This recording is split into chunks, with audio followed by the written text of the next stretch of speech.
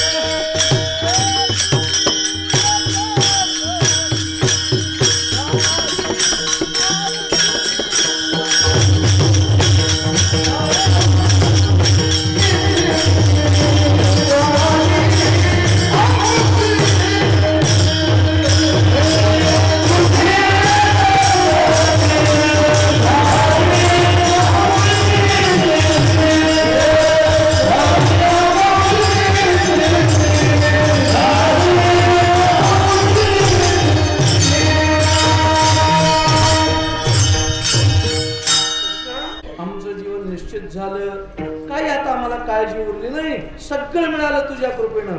नाही देखिले ते मिळे भोग सुखाचे सोहळे. सगळ्या प्रकारचे भोग.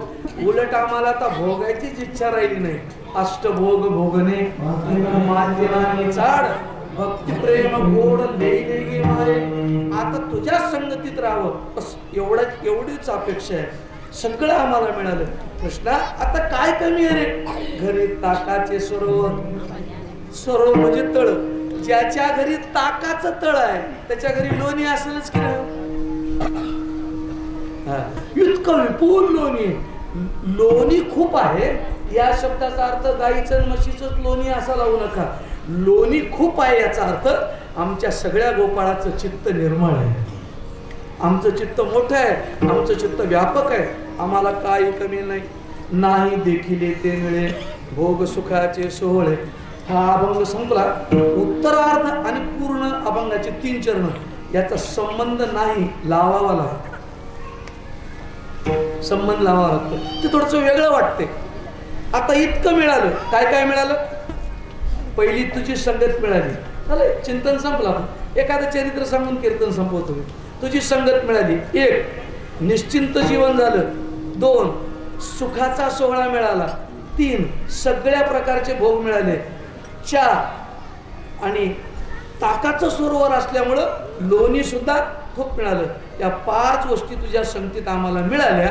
आता एवढं मिळाल्यानंतर तू जर म्हणत असशील की बा आता जा सगळं झालं, सांगितलं एवढं मिळाल्यावर आता आम्ही जायची तयारी नाही. तू का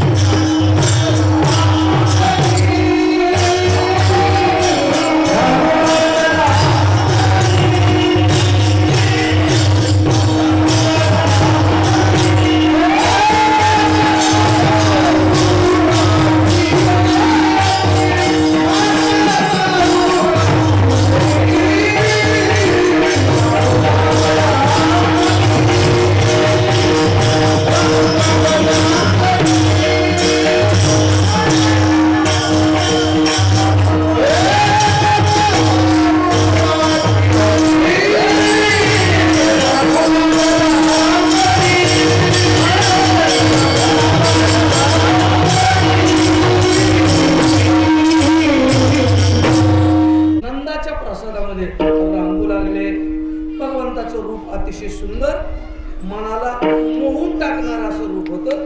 त्या रांगण्याचं वर्णन आमच्या सगळ्या साधू संतांनी केलंय. आता म्हणतात लेकर सगळ्याचीच रांगतात, रांगायचं कुठं सांगायचं असतं. आपण रांगलो नाही, रांगलं पाहिजे बरं का लेकर, त्याच्या मग अध्यात्म आहे. जे लेकर रांगणार त्याचं पोट मोठं होते, रांगलं की तब्येत चांगली राहते असं आरोग्यशास्त्र सांगते. रांगलं पाहिजे आणि म्हणून भगवान ते रांगू लागले. पण आपल्या लेकरासारखं देव रांगला नाही. आपले लेकर कसे रांगतात? दोन्ही हाताचे तळवे टाकायचे, दोन्ही गुडघे टेकवायचे, रांगायचं.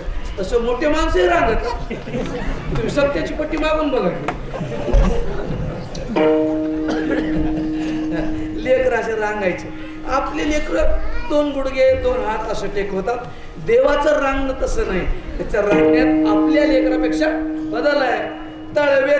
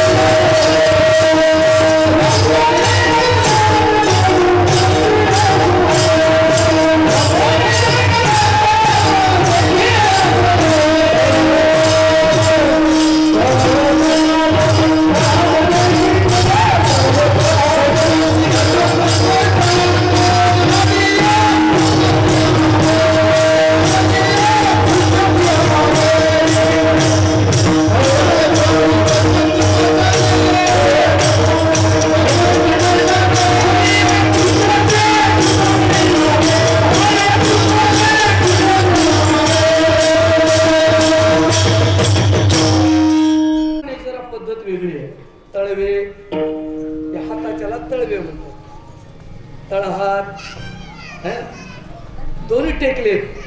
कसा रांगू लागला? डाव्या गुडघ्याने रांगत एकाच गुडघ्याने रांगू लागला आणि एक पाय आदर केला. म्हणले कृष्णा तू देव आहेस, चांगलं रांग की. आता एक पाय का वरी केलास? कृष्णाने सांगितलं याचं कारण आहे म्हणाले. काय एक पाय वरी करून तुला काय सांगायचं? सांगतो म्हणाले. आमचे नाथ महाराज म्हणले हे फार विचित्र आहे, सरळ सांगत नाही म्हणले. असा कसा देवाचा देव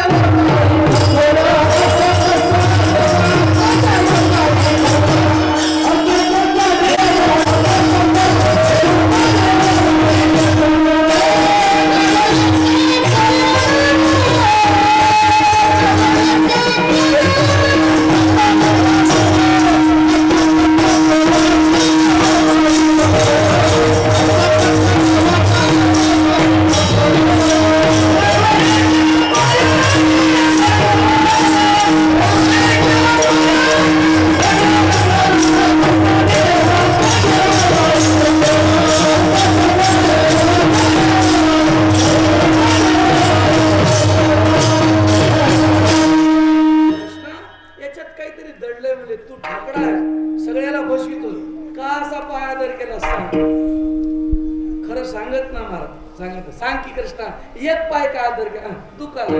तसं नाही, त्याच्यात काहीतरी कारण आहे. मग सांगितलं याचं कारण आहे म्हणाले. का म्हणाले? धर्माचे 4 पाय. धर्माचे 4 पाय: सत्य, तप, अहिंसा आणि दान. आता कलियुगामध्ये धर्माचे 3ही पाय लंगडे होणार आहेत, एकच पाय चांगला होणार. याचा संकेत करण्याकरता मी पायवरी केला. 3ही पाय धर्माचे जाणार, फक्त एकच पाय शिल्लक राहणार. कोणता? दान. आता कलियुगामध्ये दुसऱ्या पायात काही ताकद राहिली नाही, फक्त एकच पाय चांगला आहे. आपल्याला घडेल ते कोणाला दान करावं. आता आपण सत्यानं वागू शकत नाही. मला सत्यानं कसं वागते? महिन्याची वारी करतो म्हणला. मी म्हणलं वय किती आहे तुझं? 40 आहे म्हणला. मग कसं जातोस महिन्याला? अर्ध तिकीट केलो म्हणला. तूच कर वारी. काय करतोस वारीला? सांग काय काय उपयोग काय?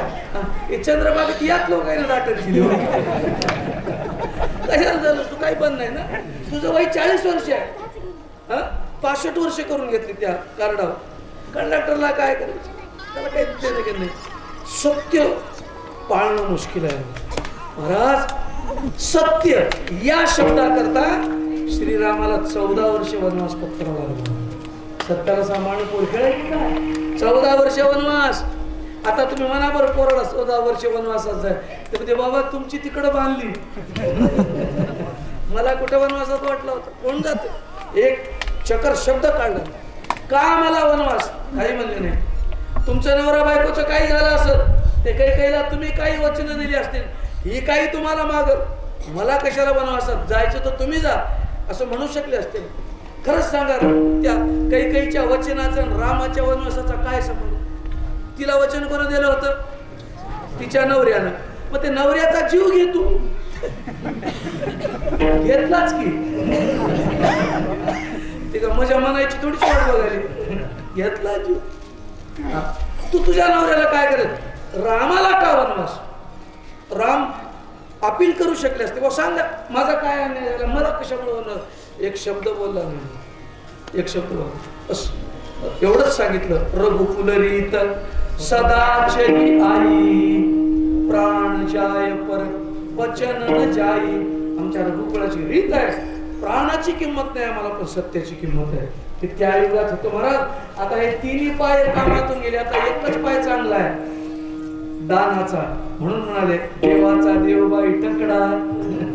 याने एक पाय आदर केलाय आणि सगळ्याला सूचित करतो फक्त या कलियुगात दान आहे. देने को अन्नदान, लेने को हरिनाम, तरने को लीनता और डुबने को अभिमान. या गोष्टी येतात. म्हणून भगवान परमात्मा रांगू लागले. खूप प्रकारच्या लीला केला आणि त्या लीलाची गंमत अशी मला रोज एका घरी जायचं रोज काहीतरी करून आणायचं. आता आपल्याला लीला माहित आहे. गप्प बसायचंच नाही. या घरी जाय, त्या घरी जाय, त्या घरी जाय, त्या घरी जाय. एक घर राहिलं. त्या घरी सासू सुना दोघी होत्या. त्या सुनेनं सांगितलं कृष्णा सगळ्याच्या घरला जातोस, आम्ही काय पाप केलं? आमच्या घरी एकदा एकी. अरे परब्रह्म या गोकुळात अवताराला येऊन तू जर आमच्या घरात तुझे पायावर पडले नाही मग आमचं घर घर नाही स्मशान आहे. लक्षात ठेवा. घराला घरपण कधी येते? एक साधू तरी यावं नाही तर परमात्मा तरी यावं. ज्या घरात कधी साधू आला नाही, कधी परमात्मा आला नाही, त्या घराला करायचे सांगा. आपलं काही काही माणसानं खूप मोठाले घर बांधले, खूप मोठं 3 एकरचा वाडा आणला. मला कोण आहे? आम्ही दोघंच. टकरा खेळा. पागल कुठले की काय करतोस? अरे घरात काही कोणी आलं पाहिजे की नाही? कृष्णा आमच्या घरी एकदा तरी येतो, सगळ्याच्या घरी जातोस, आमच्या येत नाही. असं का करतोस? हरी माझ्या मंदिरी कधी कधी या, माझी इच्छा आहे. फार सुंदर गवळण येते. हरी माझ्या मंदिरी कधी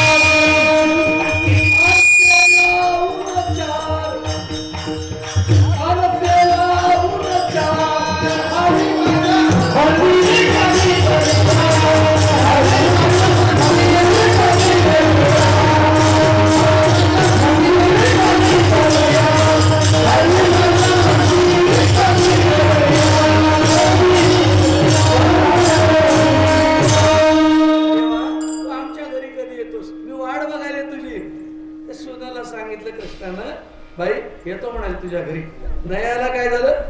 पण कृष्णा ये काय बरं काय तू पुन्हा मला म्हणशील काय आमची सासू बरोबर नाही. ते आमच्या लहानपणी तुमच्या असं ते हिवाळ्यामध्ये शेकायला बसायची पोरं आली तर ते लाकडं आणवायचं नाही.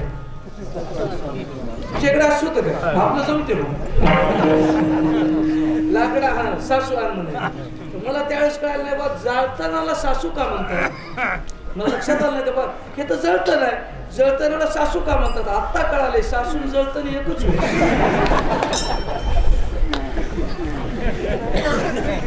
कृष्णा मी तुला ये म्हणाले माझ्या घरी, सासू बरोबर नाही रे म्हणले ती तुला काहीतरी साथ देते. कृष्णाला सांगितलं तुझ्या घरी येतो, तुला आनंद देतो, तिची खोड मोडतो.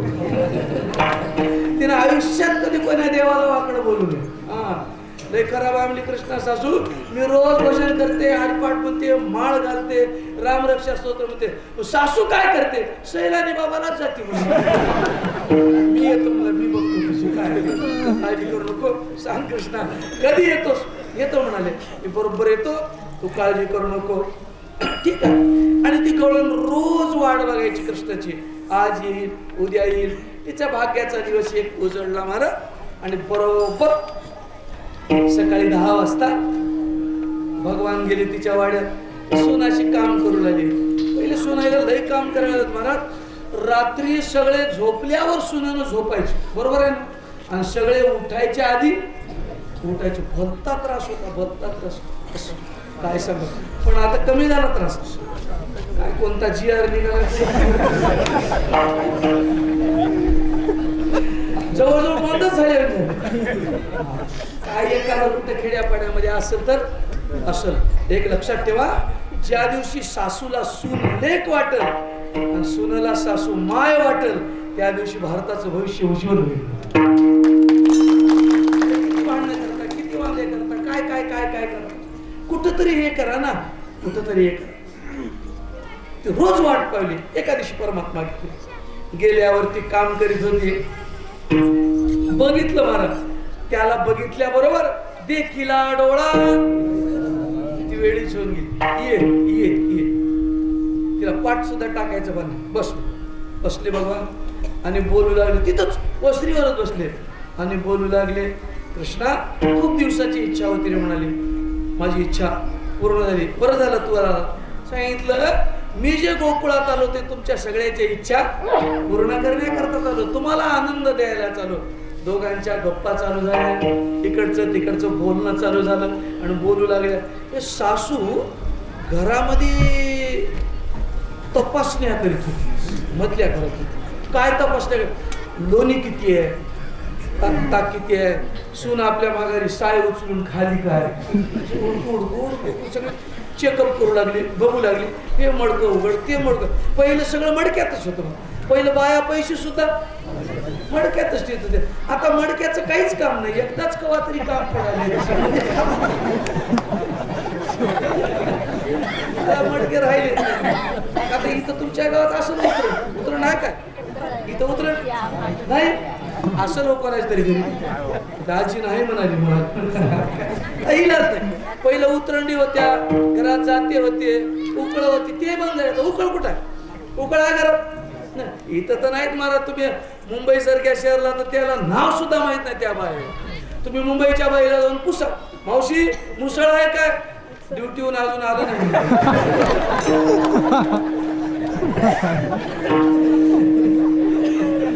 सगळे मडके बिडके काम येते.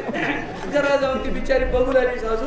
हे बघ ते बघ, दुधाचं उडीक, दह्याचं उडीक, लोण्याचं उडीक, यांच्या गप्पा चालल्या. भगवान परमात्मा त्या गवळणीला बोलत बसले आणि गप्पा झाल्याबरोबर पोरगं आलं घरातलं, सरळ मध्ये घरात गेलं. आजी काय रे? इथंच बसलीत मला मडके. बाहेर बघ की, बाहेर आपल्या वस्तीवर काय झालं? बाहेर काय बघायचे? काम करायला मिळली तिनं. झाडू लावली होती, सारू लावली होती, सगळं बंद झालं. म्हणलं झाड नसतं सगळं. काय कशामुळे बंद झालं? नाही ते अभियान रद्द केलंय म्हणून. काय झालं? काय काहीच नाही म्हणलं. ती साडणं नाही केलं. काय ऐक मला, ती बंद करतो फडक्यावाज ऐक. आणि त्या कान लावून ऐकला मला सासू. ऐकल्याबरोबर तिला कानात कृष्णाचा आवाज पडला. हे आलं काय म्हणे आमच्या घराला आग लावायला. आणि ते सगळं ठेवून दिलं. तसेच मडकेत सावटले. रागा रुद्र होऊन बाहेर आली आणि महाराज दोन्ही गाल धरली सुनेची. असं ज्ञानोबाराने लिहून ठेवलं. मारिले ठोसरे, असे त्याला ठोसरा म्हणतात. ते शिकून घ्या तो काम पडलं. अशी बोट वरी करायचे आणि डोक्यात धरायचे, याला काय म्हणतात? ठोसरा म्हणतात. आणि असं दोन्ही कोण काय धरायचे? गाल धरायचे आणि असं लुचायचं. समाधी संजीव. तिला असे ठोसरे मारले आणि दोन्ही त्या गवळणीचे गाल धरले सुनाचे आणि अशी लका लका लाज आहे म्हणली तुला असं बोलू लागली. कृष्णाला वाटलं ती बघितली आणि तिच्या डोळ्यात पाणी आलं. का ग म्हणले सासूनं मारलं म्हणून रडतेस काय? सासूनं मारलं म्हणून रडत नाही. मग कशामुळे रडतेस? तुझ्या देखत मार खावा लागायला म्हणून रडते. तू समोर बसलास, तू समोर बसताना आम्हाला दुःख व्हावं, तुझं काय? कृष्णाने सांगितलं मी समोर बसल्यानंतर जगात कोणालाही दुःख होत नाही. मला व्हायले की मला नक्की की तुला जे दुःख व्हायले ना याचं कारण आहे. म्हणजे मी हिला मुद्दा माडविना झालो तुझ्या सासूला. का म्हणजे कोणाची पायली भरू द्यावं लागते. म्हणले याची सोयत बघायला मी आलो. तिची गालगोची घेतली, तिला बक बक मारलं आणि हे पळून जाईल. कोण? कृष्ण पळून जाईल म्हणून हिला सोडली. तुझी नंतर बघते म्हणजे आता याची बघते. आणि भगवंताकडे गेली, देवाचा हात धरला महाराज. चल म्हणली राजाचं पोरग आहेस, जरा तरी हिशोबानं वाग. काही बोल, राजाच्या पोरानं चांगलं वागव की नाही म्हणा, काही म्हणावं का? काही म्हणावं ना चांगलं. आलूची भाजीच होते म्हणावं का? आलूचं सोनं होते म्हणावं, भाजीच होते म्हणावं ना. असं काही बोलल्यावर कसं जमते? तो राजाचा मुलगा आहेस, हेड्यासारखं करू नको. काय झालं? झालं काय ते तर सांग. अरे म्हणाले काय तू असं उरागतेपणानं वागतोस, बरोबर नाही वागणं. पक्का हात पकडला भगवंताचा. चल म्हणाले तुझ्या बापाकडून येते धरोनी खांबाशी बांधिते, शिक्षा लाविते गोविंदा. तुला आज शासन करते म्हणजे करते, तुझं वागणं बरोबर नाही. आणि हात धरला कृष्णाचा. मला देव असा गमतीचा होता. देवान तिच्या डोळ्यावर असा हात केला. वडील बाहेर चाललं कृष्ण. सुनेला वाईट वाटलं, काही बोलताय ना. आणि ओढताना कृष्णाला खर्चटलं. मला लेकरू ते 5-6 वर्षाचं खर्चटलं. हात धरून ओढला. चल तुझ्या वडिलाकडे. ते म्हणली तुझे नंदबाबा तर किती कौतुक सांगतात, तुझ्या माईचं तर तोंड वाळणं सगळ्या गावाला म्हणती.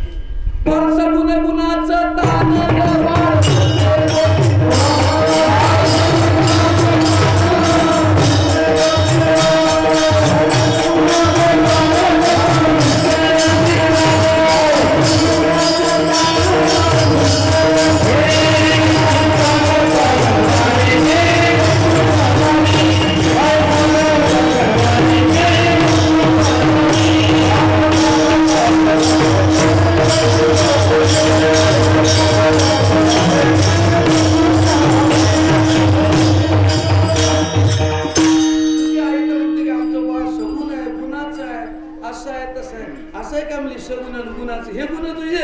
हाताला पकडून ओढीत नेलं. देवानं डोळ्यावर नुसता हात फिरला. हात फिरल्यावर बाहेर ओढीत रस्त्याला आणलं. डोळ्यावर हात फिरल्यावर काय झालं? त्याला काय म्हणा, तिला मोतीबिंदू झाला. गंमत अशी झाली. काय गंमत अशी झाली? ओढीत नेऊ लागली कृष्णाला आणि तिला कृष्ण दिसू लागला. जाता जाता मौज अशी झाली. तिचा एक मुलगा होता, त्या सोनाचा नवरा घोडसट होत. पहिलं लवकर लग्न करत होते. तुम्ही म्हणताल बाबा त्याचं नवरदेव झालाय, त्याला असं पोरास्वरावानी कसं बोलायचं? पहिलं फार लवकर 8 वर्षे भवेत कन्या. मुलीचं वय 8 वर्षाचं राहायचं, बरोबर आहे? मुलाचं 10. म्हणून ते लोक त्या नवरीला नवरदेवाला पाठीवर घेऊन नाचायचे पहिले. आता ते बंद झालं. आता नवरीला पाठीवर घेऊन नाचले होते. 35 वर्षाची नवरी मरून जाईल. नवरीच्या काळात ते लहानपणी लग्न व्हायचं. त्या नवरदेव विचार मुलगा धरला, रस्त्यानं ओढीत ओढीत ओढीत नेलं. पढ़ लिख रही है तो 35-40 में शादी. बाबा तुम उसमें मत जाओ. खट्टर मार वडीत वडीत रस्त्याला आणलं. त्याला रस्त्याला आल्यानंतर सगळं गाव बघायला. गंमत अशी झाली महाराज. तिचं पोरगं आलं. आपली माय त्या नंदाच्या पोराला वडीत नाही आली. बापाला कळालं तर उगा आपल्याला तापवून पोरगं आलं. बाहेर आलं आणि ते पोरगं म्हणाले, त्याचं नाव गोविंद होतं. ते म्हणाले आई सोडून दे, त्याला सोडून दे. काय जे केलं असं ते सोडून दे. अरे काय केलं म्हणजे काय? त्या बायकोला बोलत बसलं होतं. म्हणजे बोलू दे म्हणजे काय? शाहू होतं पोरं. पोरं शाहूच राहत. नवरदेव कोणताही शाहूच राहत. जाऊ दे म्हणजे सोडून दे. बोलला असं म्हणजे सोडून दे. काय सब समजायच म्हणजे आमच्या घरला आलाच कसं काय काहीतरी बोलू लागली आणि ओढी तोडते पोरग खूप समजून सांगायला मला खूप समजून सांगले कृष्णानं गंमत केली हे शाव दिसायला गेला मला पोरग आपला हात सोडून घेतला आणि पोराचा हात तिच्या हातात गेला चलो दे म्हणून याला क्रॉस वोटिंग म्हणतात आपला हात सोडून घेतला तिच्या हातातून आणि पोराच्या हातात हात दिल्याबरोबर गंमत काय झाली पोराच्या हातात देऊन सुद्धा तिची नजर बदलली नाही देवानं तिच्यावर माया अशी फिरवली की तिला एकटीलाच कृष्ण दिसू लागला आणि सगळ्या गावाला तिचा मुलगा दिसू लागला तुकाराम महाराज सांगतात एका दिसे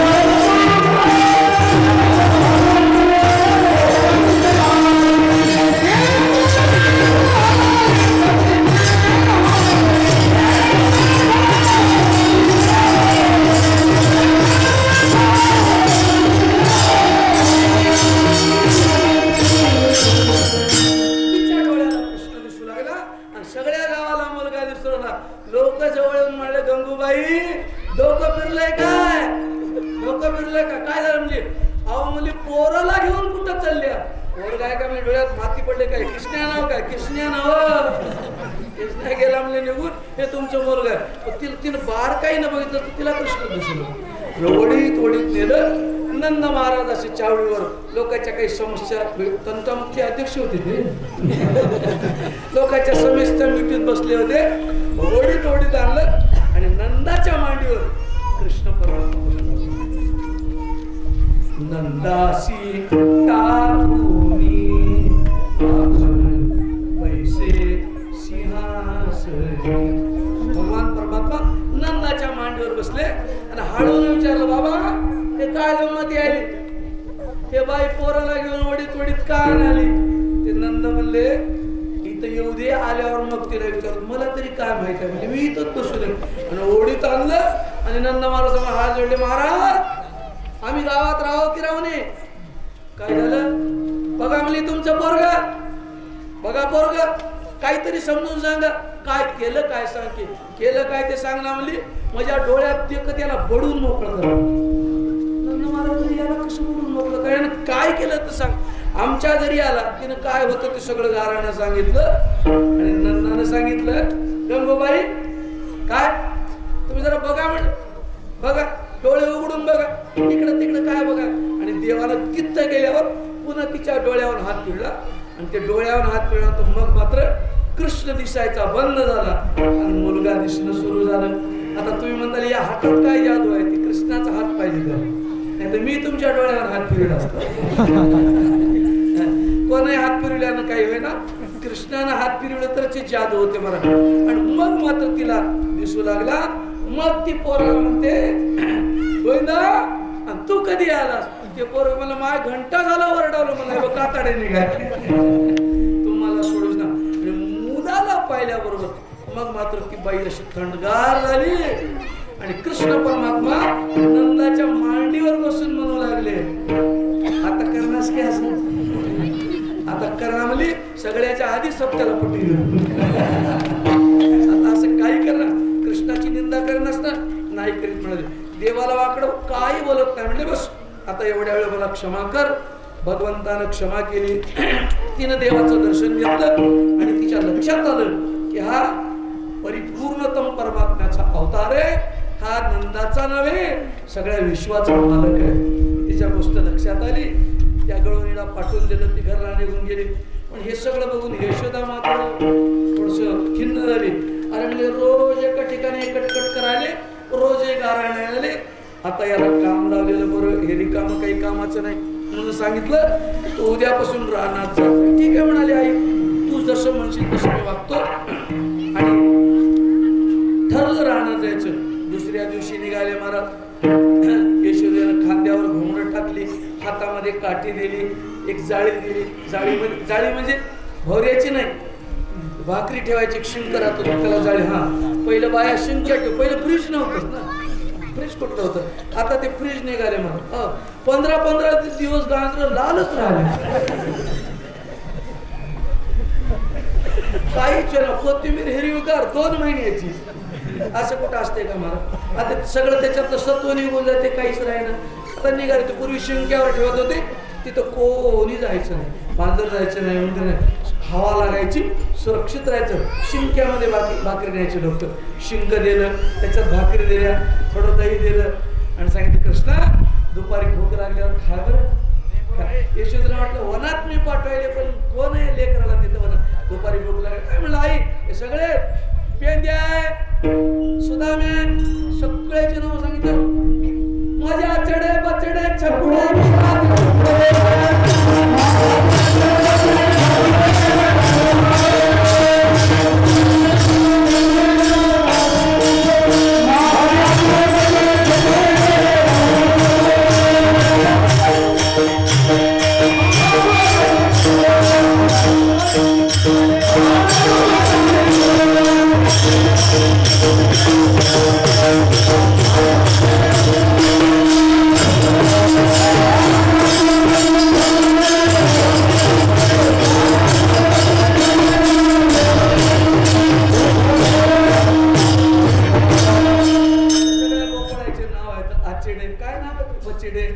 छकुडे.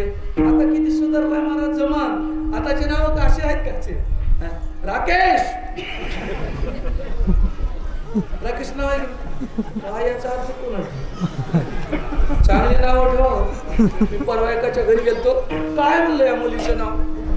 श्लेष्मा. चांगलं आहे की नाव? श्लेष्मा नाव चांगलं आहे की नाही? तुमचं काय म्हणणं? हा, तुम्हाला ऐकू आलं की नाही? श्लेष्मा नाव चांगलं आहे की? ऐकायला चांगलं वाटतं की? इतकं खराब आहे म्हणतात नाव. पण ठेवा घेतलं श्लेष्मा नाव ठेव. आमच्या मुलीचं नाव श्लेष्मा ठेवले. येड्या, तुला त्याचा अर्थ माहित नाही. श्लेष्माचा अर्थ माहित आहे तुम्हाला? श्लेष्मा शब्दाचा अर्थ शेंबडाची लोळी. त्याला श्लेष्मा म्हणतात आहे ना. खोबऱ्याची वाटी, झाली असे मुख, गळत असे नाक, श्लेष्मपुरी. श्लेष्मा म्हणजे नाकातला कफ. काही नावं ठेवली. पूर्वीच्या काळात लेख राहिला काहीतरी म्हणून हाक मारायचं, उगाच काहीतरी लाडाला नाव ठेवायचं. आणि गोकुळातले नाव आचिडे, बचिडे, छकुडे, रुपडे, आणि पांघरून घाली ती कुंचडे. ते कुंची त्याला पांघरायची. ते सगळे पोरं आहेत म्हणाले आई तू काही काळजी करू नको. सगळे गेले वनामध्ये गाई चारल्या, कदंबाच्या झाडाखाली गाई बसवल्या. पोराने सांगितलं देवा आता पुरी झालं, झाली आता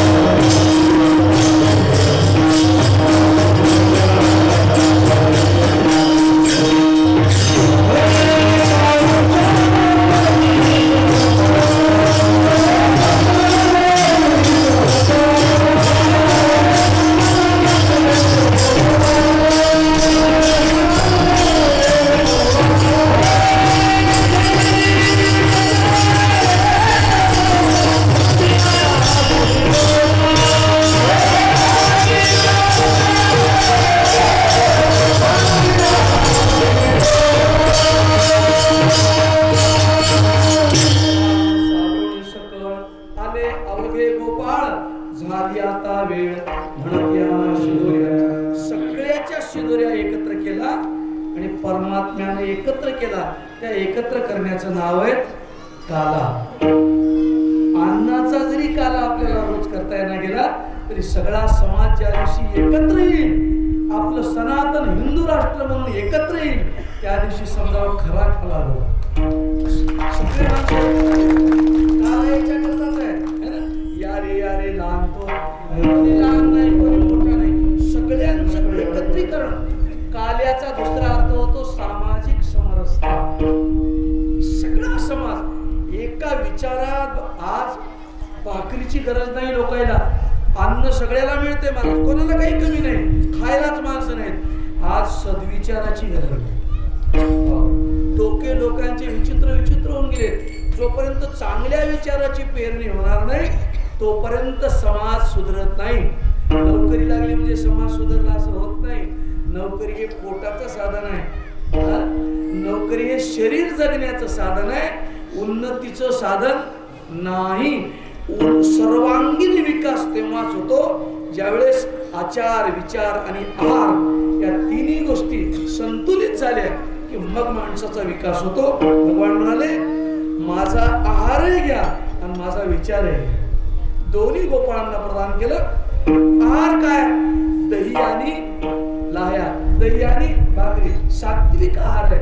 विचार काय? सगळे एकत्र बसून खाऊ हा विचार. आणि तो सगळ्यामध्ये विचार करून भगवंताने सांगितलं पोरो गोल उभं राहा. सगळ्याशी मंडलाकार गोपाल उभं करून मध्ये श्रीकृष्ण परमात्मा उभे राहिले. आणि तो प्रसाद देताना भगवंताचं रूप कसं दिसत होतं त्याचं वर्णन केले. शृंगवेत्रे कक्षे वामे पाणी मसृण कवलम तत्फलान्यमूलेषु तिष्ठन्मध्ये सुपरिसुरदो हासयन् नर्म विस्मयी स्वर्गे लोके विशिति बहुजे यज्ञ रूपालके